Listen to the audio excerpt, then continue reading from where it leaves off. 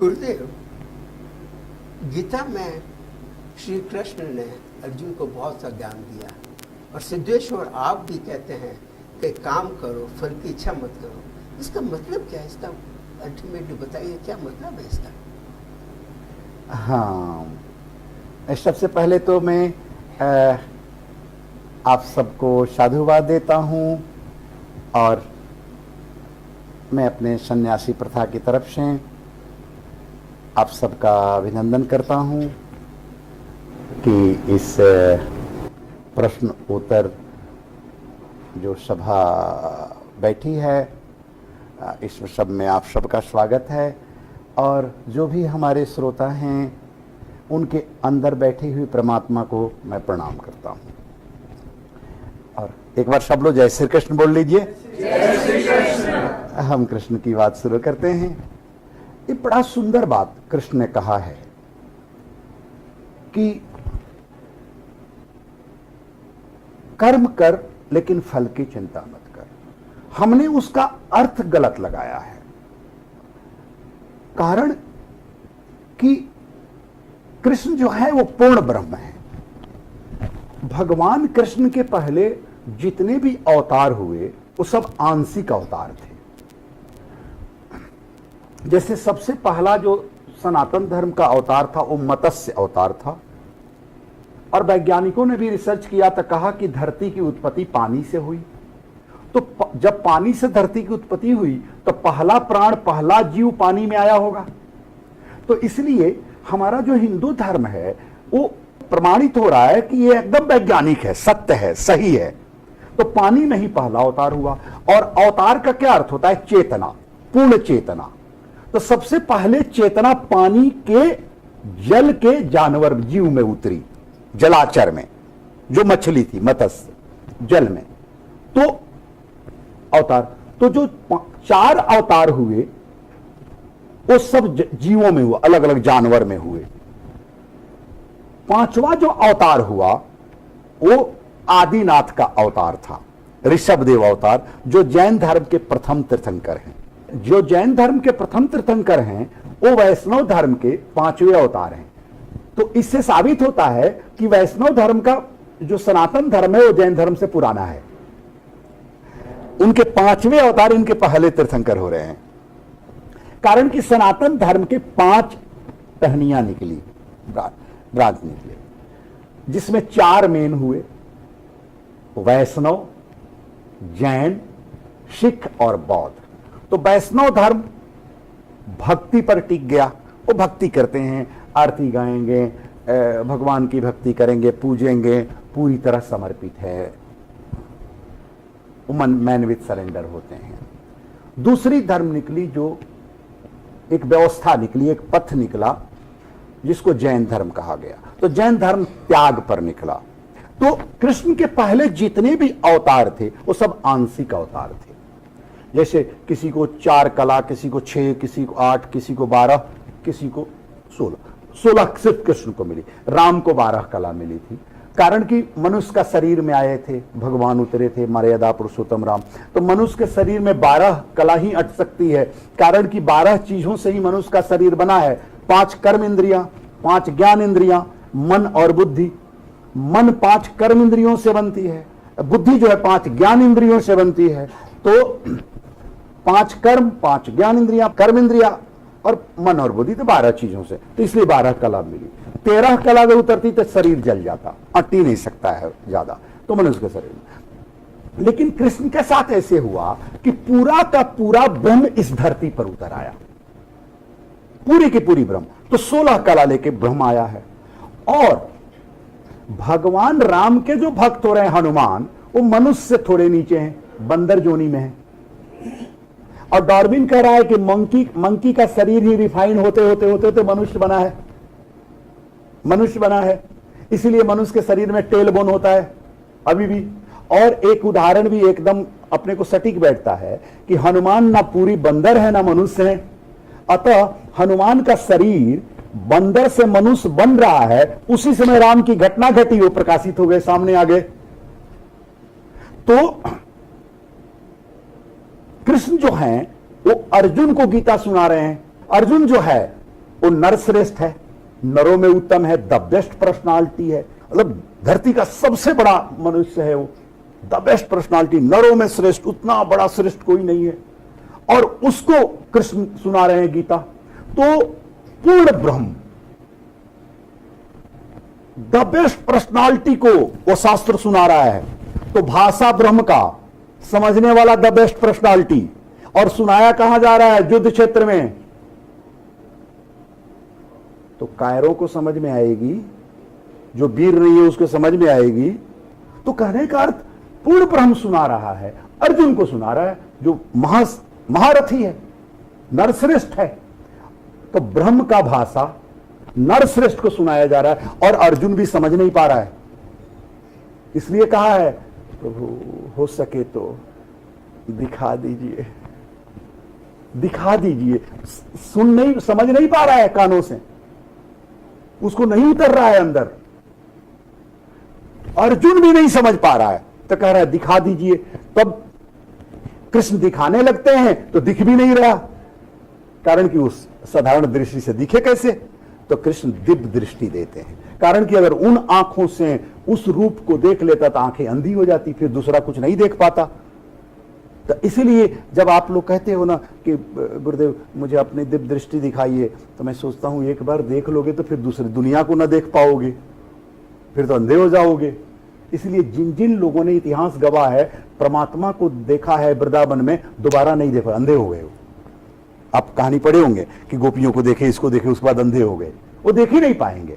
तो पूर्ण ब्रह्म की भाषा पूरी तरह से, और द बेस्ट पर्सनालिटी को सुनाया जा रहा है। नॉर्मल मनुष्य कैसे समझेगा पूरी तरह से? अर्थ का अनर्थ लगाएगा।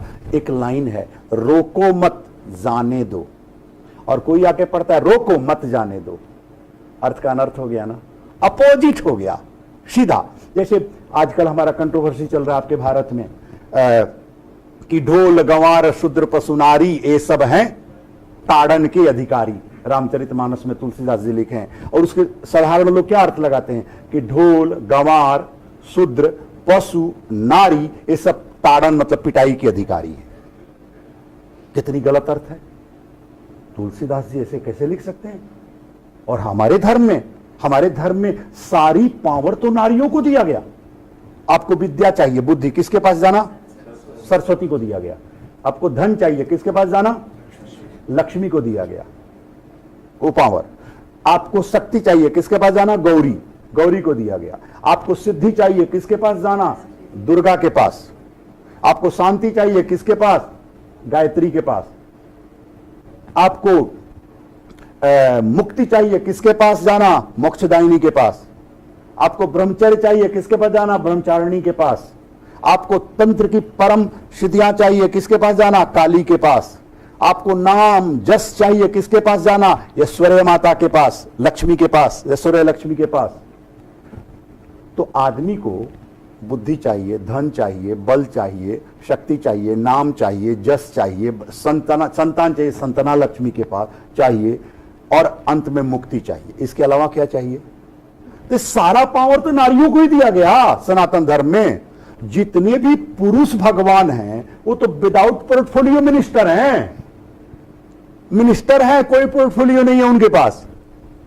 कितना बड़ा। और देखो, और कोई धर्म नहीं है जहां नारियों को इतना सम्मान दिया गया हो। सीताराम, कोई राम सीता कहता है? बोलो जय श्री राम। राधे कृष्ण, कोई कृष्ण राधा कहता है? पहला नाम। गौरी शंकर, अगर रानी शिव, गौरी शंकर, पहला नाम नारी का, पहला नाम शक्ति का। और पहले नारियों का ही नाम आता था बच्चों में, कौंते, राधे, मां का नाम चलता था। वो तो बाद में पिता का नाम चलने लगा। तो कब इतनी नारी को जिस धर्म में सम्मान दिया गया, तुलसीदास जैसे कैसे लिख सकते हैं ये ताड़न के अधिकारी हैं, ये पिटाई के अधिकारी हैं, और नारी कैसे मार खा? ये तो बहुत गलत शब्द है, ये तो अपराध है। हमने अर्थ का अनर्थ कर लिया। तुलसीदास जी जब रामचरितमानस लिखने बैठे तो अवधी भाषा में लिखने बैठे, अवधी भाषा में लिखे, और 72 भाषाओं का संगम है रामचरितमानस। जिसको 72 भाषा नहीं आती है वो रामचरितमानस को नहीं समझ पाएगा, वो नहीं समझ पाएगा। आप देखिए हिंदी में लोग शब्द का स्त्रीलिंग शब्द नहीं है, लेकिन मड़वाड़ी में है। आप लोग जानते होंगे राजस्थान में लुगाई।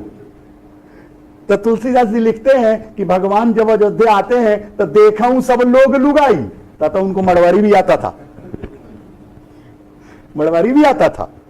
तो ऐसा होगा। तो अवधी भाषा में ताड़न शब्द का अर्थ ताड़ना और पीटना नहीं है, तार संवार के रखना है, समझा बुझा कर रखना है, प्रेम और करुणा से रखना है, रेस्पेक्ट देकर के रखना है, उसको आदर देकर के रखना है। तो कहते हैं ढोल। अच्छा, आप ढोल को अगर पीटो तो फूट जाएगा ना, बेसुरा हो जाएगा ना। उसको अगर अच्छे से चढ़ाओ, लयबद्ध उंगली चलाओ, रिदम से चलाओ तो सुरीला आवाज देगा। गंवार, गंवार को मारो तो सहेगा क्या, बर्दाश्त करेगा? आपसे ज्यादा मजबूत है, गर्दन तोड़ देगा। उसको अगर थोड़ा प्रेम से समझा दो, उसके शरीर, उसके कंधे पर हाथ रख दो, बोलो तुम तो मेरा भाई है, तो आपके लिए सर दे देगा, गर्दन कटा लेगा आपके लिए, वो सब कुछ दे देगा, पूरा रेस्पेक्ट देगा, जो चाहिए वो आपके लिए करेगा। शूद्र, शूद्र किसे कहते हैं? जो हमारा सेवक हो, जो हमारा सेवा करता हो। शूद्रत्व अत्वम परतहस्तु हो, जो छोटे से छोटे कार्यों को भी सुंदर ढंग से कर देता हो, उसी को शूद्र कहते हैं। बड़ी सुंदर अर्थ है इसका। तो हमारे शरीर में सब है। सर हमारा ब्राह्मण है, सीना हमारा क्षत्रिय है, पेट हमारा वैश्य है, पांव हमारा शूद्र है।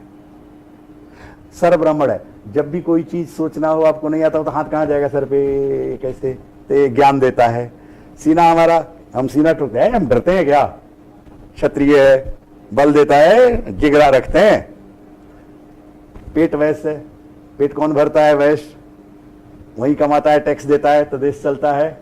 और ढोता कौन है आपके शरीर को? पांव, ते हमारा शूद्र है। तो हमारे शरीर में, और चारों से ही तो शरीर बना है, अगर एक नहीं रहे तो चलेगा नहीं। तो शूद्र को अगर आप प्यार से रखें, आप पांव को मारिएगा तो आपका पांव चलेगा? धो के, और पांव को तो और प्रेम से रखना है। सॉक्स, मोजा पहनते हैं, शू पहनते हैं, सर में टोपी पहने या ना पहने, पांव में। और मुझे लगता है आजकल कपड़ों से ज्यादा महंगा जूता का है, ज्यादा महंगा है।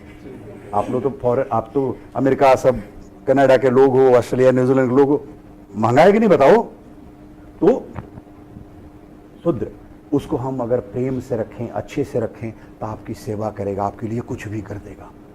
पशु, गाय का आप दूध दूह रहे हैं, निकाल रहे हैं, और उसको जाके मार दीजिए तो दिया हुआ दूध भी वो गिरा देगी पांव से मार के। लेकिन अगर अच्छे से सहलाइए, थोड़ा गुड़ खिलाइए, प्रेम से उसको तारिए, संवारिए, तो उस दिन ज्यादा दूध दे देगी, मीठी दूध दे देगी। उसी तरह नारी है, नारी को प्रेम से बात कीजिए, अच्छे से बोलिए, तो अपना सब कुछ आपको समर्पित कर देगी, सब कुछ समर्पित कर देगी, अपना हर चीज आप पर लुटा देगी। नारी की सबसे बड़ी चीज होती है उसकी प्रतिष्ठा, उसकी प्रतिष्ठा, वह भी खोल के तैयार हो जाती है, वह भी आप पर न्यौछावर कर देती है। वो अपना गोत्र बदल लेती है, घर बदल लेती है, पिता छोड़ देती है, मां छोड़ देती है, सब कुछ तो आपको दे ही देती है। तो इनको प्रेम से रखिए तो सब कुछ दे। यहां तक कि 9 महीना अपने बच्चे को पालती है, अपने गर्भ में जन्म देती है, अपना दूध पिलाती है, और नाम किसका दे देती है? बाप का। अपना नाम भी नहीं देती है। तो इनको अधिकार है इनका, और आपका कर्तव्य है इनको तार संवार कर रखना। ये तारन के अधिकारी है, इनका अधिकार है तार संवार के रखवाने का। इसका अर्थ ये होता है। लेकिन हमने उल्टी अर्थ लगा ली, गलत अर्थ लगा ली। पढ़ने वाला पुरुष, लगाने वाला पुरुष नारी को नीचा दिखाना था। एक कवि ने अपने पत्नी से कहा, देख भाई, तुलसीदास ने कितना अच्छा लिखा, ढोल गंवार शूद्र पशुनारी ये सब हैं ताड़न के अधिकारी। तो उनकी पत्नी ने कही, बात तो ठीक है, इसमें एक मैं हूं, 4 तो आप ही हो।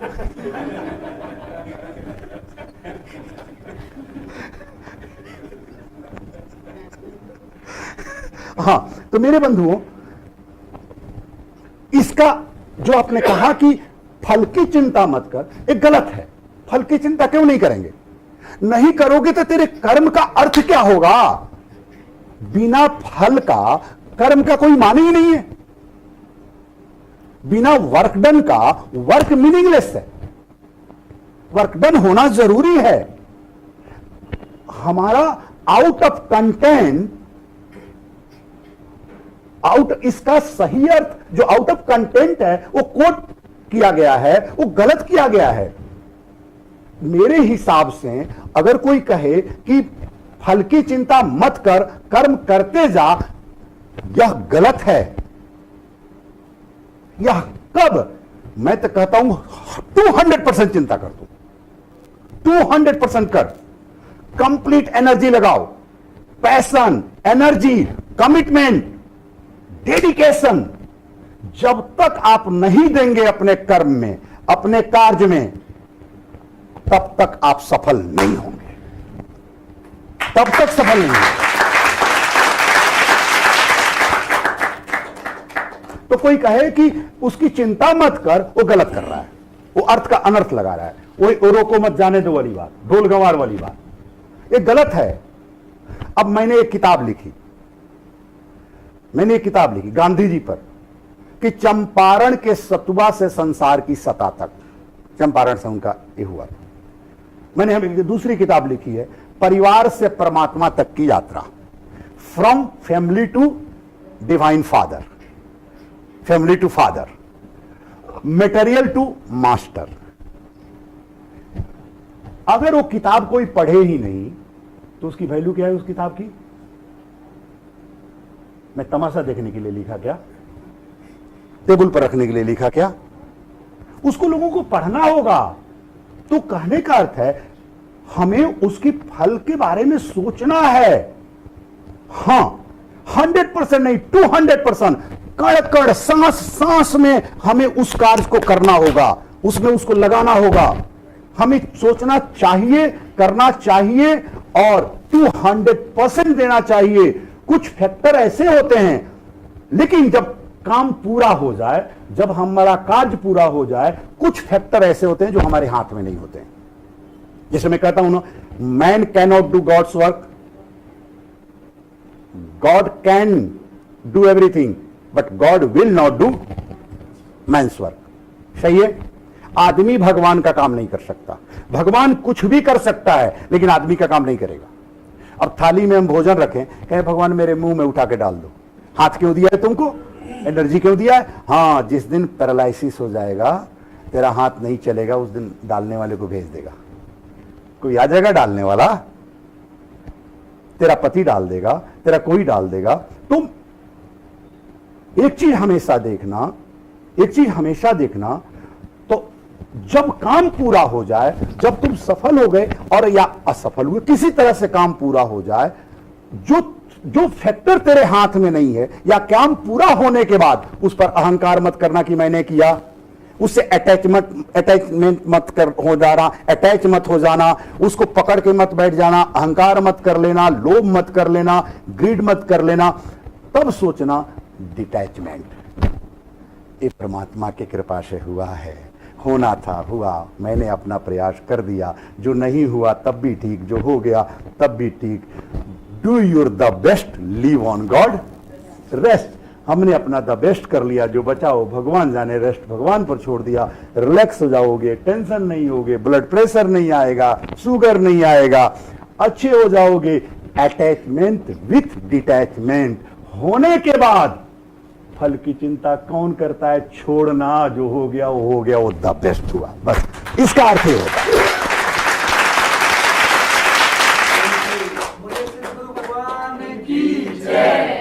इसका अर्थ ये होता है, इसलिए उन्होंने, भगवान जो कृष्ण इस बात को कहते हैं कि कर्म करते समय पूरी जुड़ाव, आसक्ति रखो, पूरी आसक्ति रखो। जब पूरी हो जाए तब अहंकार मत पालो, बी इजी, रिलैक्स रहो, उस पर चिंता मत करो, उससे अटैचमेंट हो, डिटैचमेंट रहो। अटैचमेंट विद डिटैचमेंट कंप्लीट, उससे हमें कोई ये नहीं है, हो गया, हमारा उससे कोई लगाव नहीं।